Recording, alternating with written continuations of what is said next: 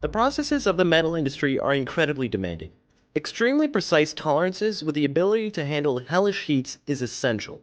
From forging down to forming, everything must be done just right.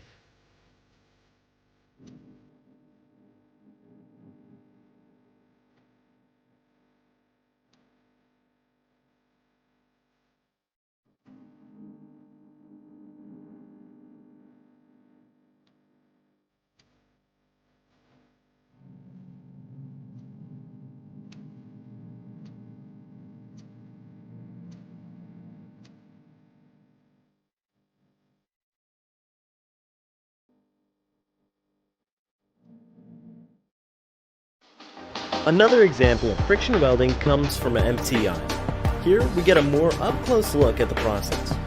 When the two metals are forced into contact, a residual is formed as the molten metal is pushed towards the outside.